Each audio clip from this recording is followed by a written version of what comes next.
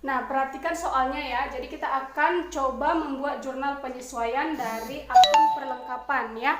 Nah, perhatikan, dia bilang seperti ini. Saldo perlengkapan pada neraca saldo sejumlah 900.000. Nah, berarti pada bulan 1, kita contohkan pada bulan 1 ternyata nilai perlengkapan kita senilai 900.000 ya. Berarti di neraca saldonya segini. Nah, kemudian pada akhir periode ya, misalnya bulan 12 lah ini ya. Bulan 12 katanya nilai perlengkapan yang tersisa 400.000 ya. Berarti yang tersisa ya, yang tersisa nilai awalnya berapa? Nilai awalnya 900.000. Kemudian yang tersisa ya, yang tersisa katanya 400.000. Berarti yang terpakai berapa?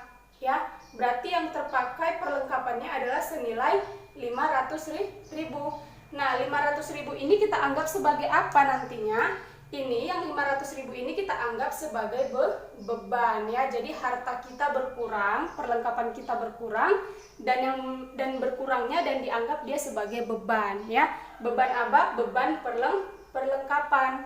Maka kalau ditanya nanti AJP-nya, ayat jurnal penyesuaiannya, berarti yang bertambah apa? Beban ya, karena sudah berkurang ya. Berarti yang bertambah itu adalah beban ya. Maka tulis di sini yang bertambah adalah beban perlengkapan. Lalu yang berkurang apa? Bukan kas ya, karena kita tidak ada bicara uang di sini.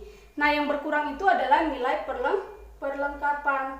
Maka jurnalnya beban perlengkapan pada perlengkapan senilai berapa? Senilai yang terpakai yang dianggap sebagai beban ya, yaitu 500.000 seperti itu. Nah, jadi pada akhir periode kamu akan mengakui bahwa sisa perlengkapanmu hanya tinggal 400.000. Lalu bosmu tanya, kan dulunya 900.000, kenapa sekarang jadi 400.000? Iya, karena sudah menjadi beban. Ingat, beban kalau di debit artinya dia bertambah. Jadi perlengkapan, nilai perlengkapan dikurangin beban perlengkapan, tersisalah perlengkapan kita senilai 500.000. Kan ini di sebelah kredit ya. Kalau harta di sebelah kredit berarti dia berkurang. Jadi perlengkapan kita berkurang 500.000. Awalnya perlengkapan kan di debit ya. Perlengkapan kan posisinya di debit 900.000. Kemudian tiba-tiba pada tanggal 31 bulan 12 ada perlengkapan di kredit. Berarti ingat buku besar ya. Berarti 900.000 dikurangi ini di debit ketemu dengan kredit. Ini kredit, maka dapatlah sisa perlengkapannya di debit senilai 400.000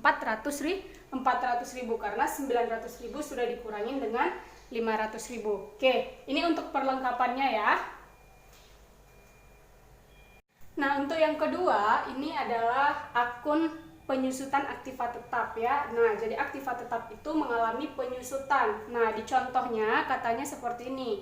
Sebuah kendaraan memiliki saldo di awal ya, di neraca saldonya senilai 12 juta ya. Jadi kita punya kendaraan senilai 12 juta pada awal periode pada bulan 1. Nah, pada akhir periode dia disusutkan katanya sebanyak 10% per tahun. Nah, buatlah ayat jurnal penyesuaian untuk kendaraan tersebut. Berarti kan harus kita kurangi nilainya senilai 10% dari harga kendaraannya ya, atau nilai kendaraannya. Makanya kalau dicari 10% dari 12 juta berarti 1.200.000 ya. Maka nanti akan berkurang kendaraan kita senilai 1.200.000. Maka kalau disuruh kamu membuat AJP-nya ya, kamu udah cari dulu ya berapa nilai penyusutannya. Nilai penyusutannya adalah 1.200.000. Dari mana 1.200.000? 10% dari 12 juta. Maka AJP-nya nanti ya, maka kendaraan kita berkurang ya. Peralatan kendaraan kita berkurang ya. Nah, kendaraan itu kan aktiva, harta. Nah, harta itu kalau berkurang di debit apa kredit? Berkurangnya di kredit. Makanya nanti yang dibawa itu adalah kendaraan. Lalu yang bertambah apa? Nah, yang bertambah nanti disebut dia dengan akumulasi penyusutan ya.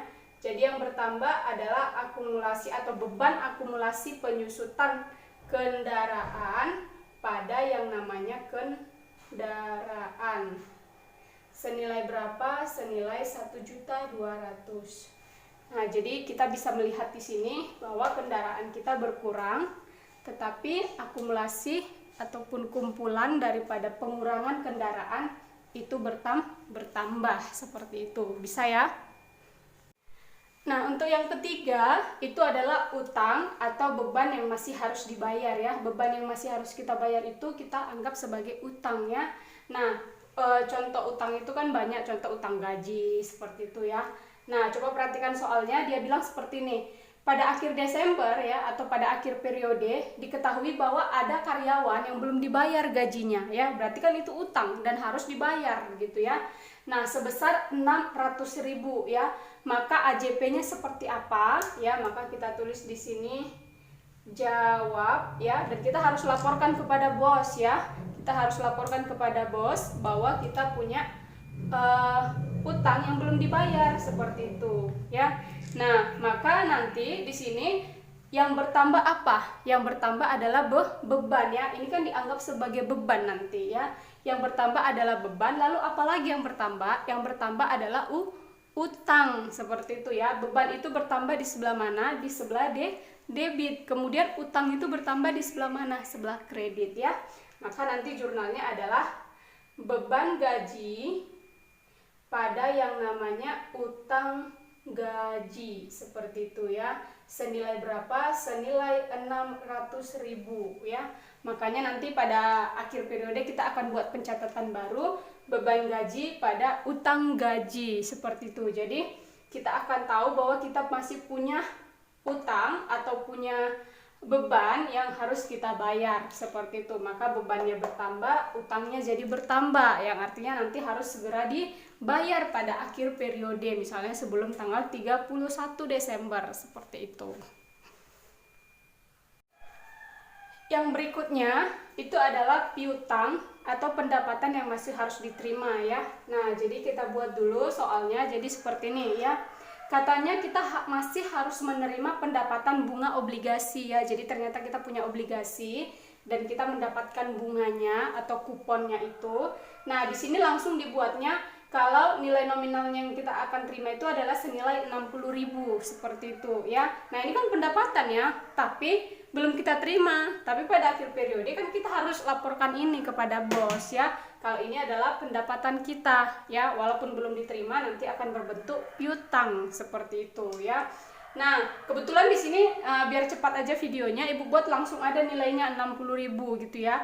Nah, biasanya nanti ada soal dia bilang seperti ini, misalnya nilai nominalnya itu 100 juta dengan bunga sekian persen. Nah, nanti kamu carilah ya berapa persen, misalnya 6% dari nominalnya berapa, itulah nilai piutangnya. Maka dia bilang, susunlah AJP-nya pada akhir periode. Maka kamu harus laporkan kepada bosmu ya, AJP-nya, ayat jurnal penyesuaiannya, yaitu piutang ya, piutang pendapatan pada yang namanya pendapatan bunga seperti itu, karena kebetulan ini bunga ya. Nah, senilai berapa? Senilai 60.000 seperti itu. Bisa ya, inilah jurnal penyesuaian untuk piutang seperti itu. Yang berikutnya kita bahas nomor 5 ya, itu beban dibayar di muka ya. Nah, untuk beban dibayar di muka ini kan ada dua pendekatan ya. Nah, yang pertama kita bahas dulu pendekatan harta. Nah, di soal dia seperti ini katanya. Pada tanggal 1 April dibayar asuransi untuk 1 tahun ya, berarti untuk 12 bulan. Senilai 12 juta, berarti 1 bulannya itu sekitar 1 juta lah ya. Maka AJP-nya katanya. Nah, dia kan kita bayar itu tanggal 1 April ya. Nah, coba perhatikan ya. Pertama kita mengerjakan pendekatan harta ya. Pendekatan harta. Nah, kita akan mengerjakan ini, akan membuat AJP-nya kalau misalnya nanti di neraca saldonya muncul akun asuransi dibayar di muka ya. Nah, atau kita buat dulu jurnal umumnya ya. Jadi dari transaksi ini bisa kita buat jurnal umumnya. Nah, jurnal umumnya berarti kita bayar asuransi. Berarti yang muncul adalah asuransi DBM ya. DBM itu dibayar di muka pada kas senilai 12 juta. Ini jurnal umumnya ya pada tanggal 1 atau bulan 1 ya. Nah, pada tanggal 31 Desember ini kan harus kita sesuaikan jurnal umum ini ya. Nah, kan nggak mungkin lagi kita akui kalau harta kita berbentuk asuransi senilai 12 juta karena kan pada akhir bulan 12 kan itu sudah terpakai. Nah, perhatikan di sini ya. Katanya bayar asuransi untuk 1 tahun dimulai dari 1 April ya, 1 April. Nah, kalau dibayar 1 April untuk 1 tahun berarti selesainya tanggal 31 bulan 3. Misalnya ini 1 April 2019. Nah, berarti selesainya 31 Maret 2020 ya. Jadi dari 1 April 2019 untuk 1 tahun berarti selesainya berarti dia untuk sampai 31 Maret 2020 seperti itu ya. Nah, di tengah-tengah ini kan kita melakukan penyesuaian. Pada tanggal 31 kan kita harus menyesuaikan. Nah, awalnya kita bilang asuransi kita 12 juta. Tetapi ketika tanggal 31 ini nggak bisa lagi kita pakai untuk laporan karena kan sudah dipakai seperti itu. Nah, coba kita lihat dari bulan 4 sampai bulan 12 itu ada 9 bulan yang terpakai. Nah, sedangkan sisanya ada 3 bulan lagi yang belum kita pakai seperti itu ya. Makanya yang 9 bulan ini pada tanggal 31 bulan 12 akan kita laporkan sudah terpakai. Sedangkan yang tersisa itu senilai 3 juta lagi atau senilai 3 bulan lagi.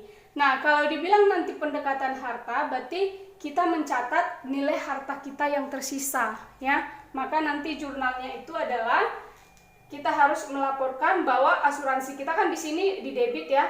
Asuransi kita didebit senilai 1.200.000. Nah, kita laporkan pada tanggal 31 berarti 9 bulan ini kita akui sebagai beban asuransi pada yang namanya asuransi DBM. Senilai berapa? Senilai 9 juta. Nah, perhatikan. Di jurnal umum asuransimu 12 juta. Nah, pada akhir periode asuransimu berkurang senilai 9 juta. Maka nanti kalau disusun neraca saldomu yang baru, nilai asuransimu tidak lagi 1.200.000 tapi 12 juta. 12 juta sudah dikurangin dengan 9 juta. Maka nanti sisa nilai asuransimu adalah sebanyak 3 juta ya. Nah, jadi untuk pendekatan harta, jurnal penyesuaiannya ini beban asuransi pada asuransi dibayar di muka ya. Nah, ingat ya, kalau pendekatan harta malah nanti jurnalnya beban asuransinya jadi bertambah, hartanya jadi berkurang seperti itu. Bisa ya, ini untuk pendekatan harta. Setelah ini kita akan buat pendekatan beban biar kalian lihat perbedaan jurnal untuk beban dibayar di muka baik pendekatan harta ataupun pendekatan beban. Nah, untuk yang kedua kita akan lihat atau kita akan membuat jurnal penyesuaian dengan pendekatan beban. Nah, perhatikan ya. Kalau kamu mau tahu, Bu, dari soal ini kira-kira aku buat pakai pendekatan apa? Lihat dari neraca saldonya. Kalau di neraca saldonya seperti ini, asuransi dibayar di muka, karena kan neraca saldo diambil dari jurnal umum ya. Nah, kalau di neraca saldo tulisannya asuransi dibayar di muka, kamu kerjakan pendekatan harta seperti itu. Nah, ketika kamu pendekatan harta, maka jurnalnya seperti ini, beban asuransi pada asuransi dibayar di muka. Nilai yang ditulis adalah nilai yang terpakai. Nah, bedakan sama pendekatan beban ya. Nah, supaya kamu tahu untuk menjurnalnya dengan pendekatan beban, lihat neraca saldonya. Kalau di neraca saldonya muncul akun beban, maka kamu harus mencatat dia pendekatan beban seperti itu ya. Nah, coba perhatikan. Dari soal ini, pada tanggal 1 April dibayar asuransi untuk 1 tahun senilai 12 juta. Nah, kita mau buat dengan pendekatan beban, maka jurnal umumnya beban asuransi pada kas senilai 12 juta. Perhatikan ya, kalau di sini tadi dibayar asuransi 12 juta, jurnal umumnya asuransi dibayar di muka pada kas karena kita anggap dia sebagai harta. Di sini kenapa pakai beban asuransi? Karena kita anggap dia sebagai beban. Nah, ketika di jurnal umum atau di neraca saldo muncul akun asuransi dibayar di muka, maka penyesuaiannya nanti harus pendekatan harta. Tapi kalau nanti di jurnal umumnya beban asuransi dan di neraca saldonya yang ada hanya muncul beban asuransi, maka kita akan mencatat dia sebagai pendekatan beban ya. Nah, pendekatan beban yang dicatat apa? Yang dicatat nilai yang dicatat itu adalah yang tersisa. Nah, kalau di sini kan yang bertambah bebannya karena yang dicatat yang sudah terpakai. Nah, di sini kebalikannya, kita akan mencatat nilai yang tersisa. Nah, yang tersisanya berapa? 3 juta. Maka nanti yang namanya jurnal penyesuaian dengan pendekatan beban itu adalah asuransi DBM pada yang namanya beban asuransi. Senilai berapa? Senilai 3 juta ya. Senilai 3 juta. Maka di sini kan bebannya bertambah senilai 12 juta. Kemudian setelah terjadi pemakaian sebanyak 9 juta, maka kan kita nggak boleh lagi mengakui beban kita senilai 12 juta, kan sudah dipakai seperti itu. Maka tersisalah beban kita ya, beban asuransi kita itu ya senilai yang namanya 3 juta seperti itu. Atau nanti diakui asuransi dibayar di muka kita senilai 3 juta. Jadi kita punya harta senilai 3 juta dan asuransi kita berkurang senilai 3 juta ya. Karena di sini kita bilang asuransi beban kita itu 12 juta ya. Nah, pada akhir periode belum bisa kita bilang ini sebagai beban. Nah, kita kurangi dia melalui asuransi dibayar di muka ya. Nah, ini untuk jurnalnya, perhatikan ya. Yang terakhir kita bahas tentang pendapatan diterima di muka. Jadi ada kalanya gini ya, kita disuruh mengerjakan sesuatu, belum kita kerjakan tapi uangnya udah dikasih, seperti itu ya. Nah, jadi saya ambil contohnya seperti ini ya. Pada tanggal 1 September katanya diterima pesanan 10 buku ya, senilai 10 juta. Berarti masing-masing satu buku itu biayanya itu adalah senilai 1 juta ya. Kita asumsikan seperti itu. Nah, pada akhir periode buku yang dicetak itu baru 7 buku ya. Berarti masih ada 3 buku lagi yang belum kita selesaikan ya. Nah, yang pertama kita buat dulu AJP-nya dengan pendekatan utang ya, atau pendekatan neraca ya. Nah, di mana di sini 10 buku itu belum kita akui sebagai pendapatan, makanya dia masih kas pada pendapatan DTM ya. Nah, pada tanggal 1 bulan 9, jurnal yang kita buat adalah kas pada pendapatan DTM. Nah, yang berikutnya kita disuruh membuat AJP dengan pendekatan utang ya. Nah, pendekatan utang ini berarti adalah kita mencatat yang sudah benar-benar menjadi pendapatan kita. Maka nanti jurnal umumnya, berarti di sini yang kita catat adalah yang benar-benar sudah selesai ya. Jadi saya buat di sini pendekatan utang ini berarti nominal yang kita tulis ya, nominalnya atau AJP-nya itu adalah nilai yang sudah dikerjakan ya, yang sudah dikerjakan atau yang benar-benar sudah kita kerjakan sehingga kita bisa mengakuinya sebagai pendapatan kita ya. Makanya nanti jurnalnya AJP-nya itu adalah pendapatan DTM pada pendapatan senilai berapa? Senilai yang sudah kita kerjakan ya. Yang kita kerjakan kan sudah 7 juta atau 7 buku tuh ya. Nah, jadi inilah jurnalnya ya. Jadi pada akhir periode kita akan akui kepada bos kita bahwa yang sudah benar-benar menjadi pendapatan kita adalah senilai 7 juta. Dan pendapatan DTM kita berkurang ya. Awal mulanya kan kita bilang pendapatan DTM kita 10 juta. Nah, pada akhir periode harus kita kurangkan ini. Kita kurangkan senilai 7 juta, makanya dia didebit. Tapi bertambahnya apa? Yang bertambah menjadi pendapatan. Jadi dia tetap balance seperti itu ya. Nah, ini untuk pendekatan utang atau nilai yang benar-benar sudah menjadi pendapatan kita yang sudah kita kerjakan seperti itu. Nah, sekarang kita akan masuk ke pendekatan pendapatan yang terakhir ya. Oke, yang berikutnya itu adalah pendekatan pendapatan ya. Nah, perhatikan ya.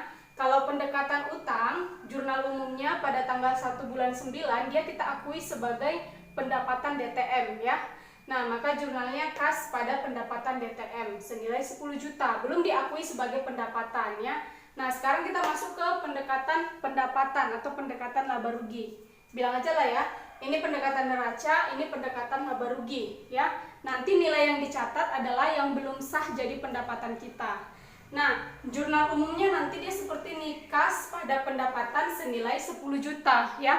Jadi kalau di sini yang 10 buku tadi udah langsung kita akui aja jadi pendapatan. Nah, kalau di sini yang 10 juta ini belum kita akui sebagai pendapatan karena kita akui dia sebagai pendapatan DTM. Kalau di sini kita akui dia langsung sebagai pendapatannya, kita akui dia langsung sebagai pendapatan. Nah, pada tanggal 31 Desember kita harus sesuaikan ya. Kita nggak boleh laporkan sama bos kalau pendapatan kita itu adalah senilai 10 juta. Karena memang pada akhir periode kita baru menyelesaikan 3 buku. Maka ini harus kita kurangi, nggak boleh kita laporkan 10 juta.